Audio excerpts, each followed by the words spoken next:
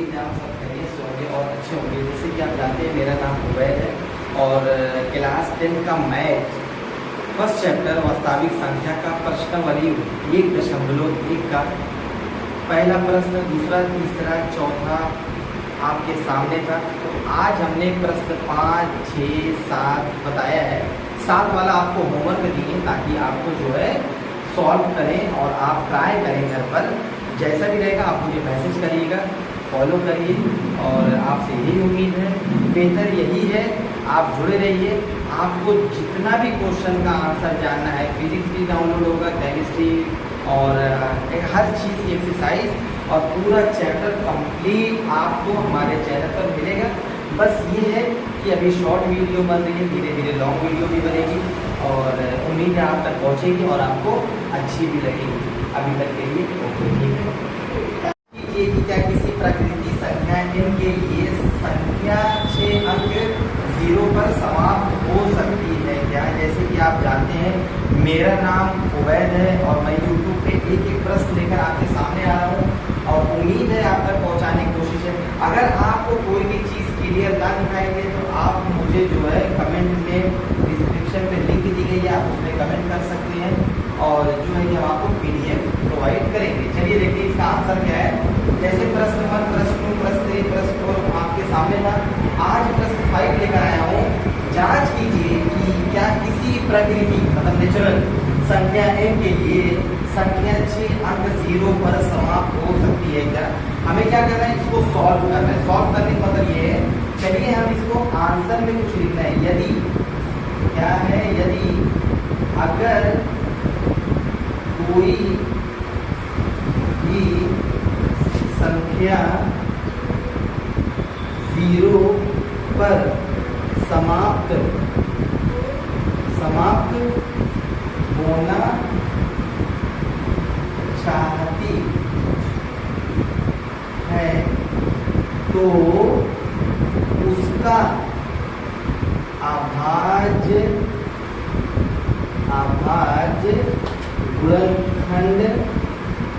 गुणनखंड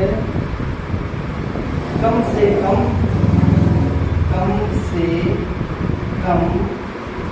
2 गुणे 5 होना चाहिए। 2 गुणे 5 होना चाहिए। यदि अगर कोई भी संख्या 0 पर समाप्त होना चाहती है तो उसका अभाज्य गुणनखंड कम से कम 2 गुणे 5 होना चाहिए। कितना होना चाहिए? यहाँ बड़ा सा मैं लिख ले रहा हूँ, 2 गुणे 5 होना चाहिए। तो कि आपको 6 दिया गया है मतलब 2 गुणे 3। तो यहाँ पर आप लिखेंगे 6 का अभाज्य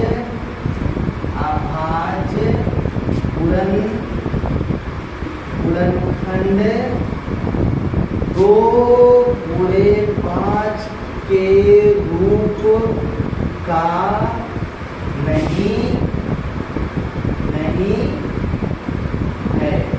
क्या है? 6 को हमने किया तो 2 गुणे 3 आया। 6 का अभाज्य गुणनखंड 2 गुणे 5 के रूप का नहीं है।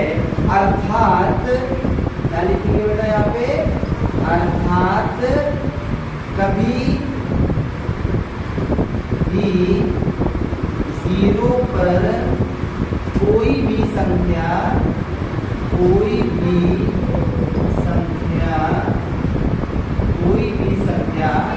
समाप्त नहीं हो सकती। समाप्त नहीं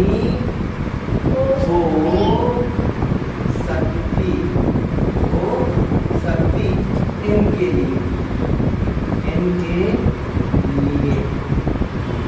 जैसे कि क्वेश्चन आपको पूछा है, यहाँ आपको कोई भी चीज सॉल्व नहीं करना है। आपको पूछा है जांच कीजिए क्या किसी प्रकृति मतलब किसी भी नेचुरल नंबर के लिए n के लिए संख्या 6 अंक पर 0 समाप्त हो सकता है। यदि अगर कोई भी संख्या 0 पर समाप्त होना चाहती है तो उसका अभाज्य गुणनखंड कम से कम 2 गुणे 5 तो होना ही चाहिए। 6 क्या है? 2 गुणे 3 है। 6 का अभाज्य गुणनखंड 2 के रूप का नहीं है, इसलिए कभी भी 0 पर संख्या समाप्त नहीं हो सकती।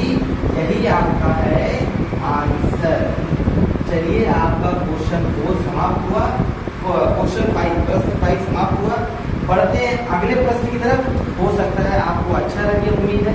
चलिए देखते हैं प्रश्न 6 आपके सामने 11 गुणे 13 प्लस 13 और जो आपके सामने है 7 गुणे 6 गुणे 5 गुणे 4 गुणे 3 गुणे 2 गुणे 1 प्लस 5 भाज्य संख्या क्यों है। तो हमें भाज्य संख्या क्यों है वो हमें बताना है। बहुत सिंपल सा प्रश्न है। तो चलिए प्रश्न 6 लेकर मैं आपके सामने आया हूँ, जो कि हल कर रहा हूँ बहुत ही आसानी से। अगर आप चाहेंगे तो आपको बहुत ही आसानी से समझ में आएगा। सिर्फ और सिर्फ आप मेरी बातों को ध्यान से सुनिए। अगर क्लियर नहीं दिखाई दे रहा है, जैसे कि मैं आपसे बार बार कह रहा हूँ, आप मुझे कमेंट करिए, मैं आपको पीडीएफ प्रोवाइड करूँगा। तो चलिए देखते हैं।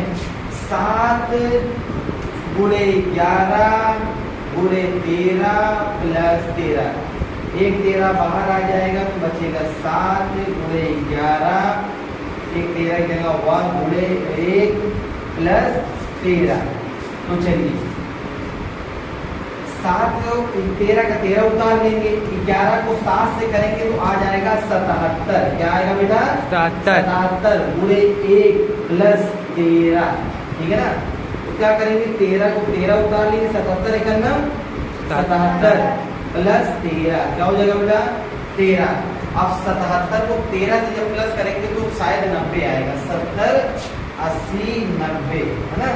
70 30 90 देखिए क्या आता है।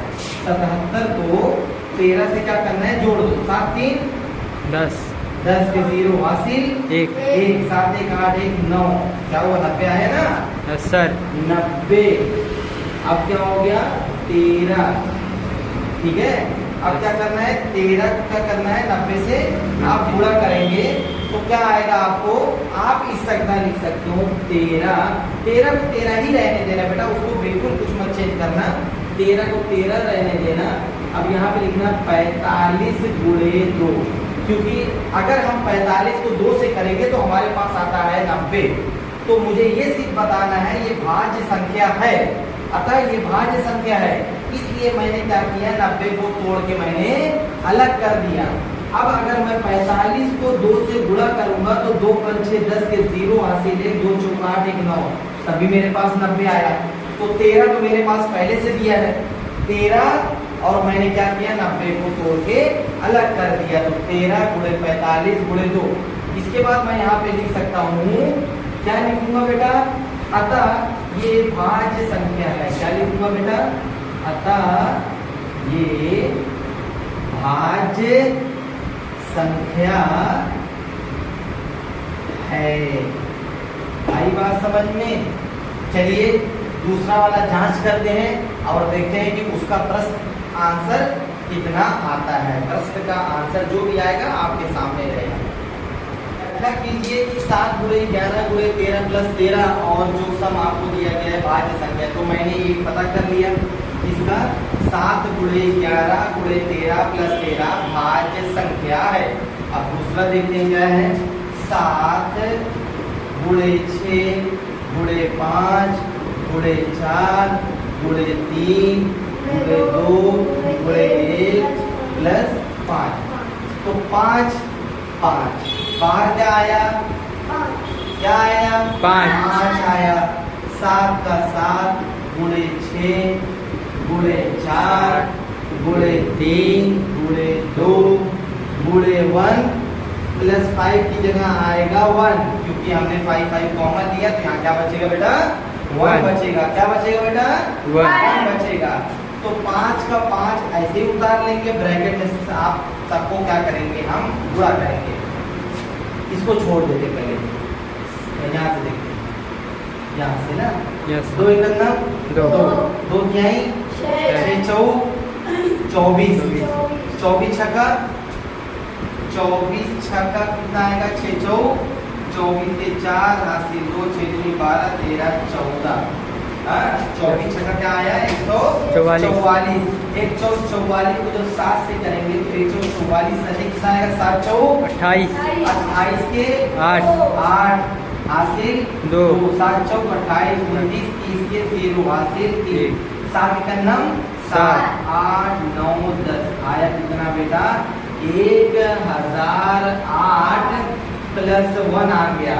अब इसका मतलब क्या है 5 1008 प्लस 1। तो आपको पता है यहाँ पर आप लिख सकते हैं 1008 प्लस करेंगे तो आपको क्या मिलेगा 1009।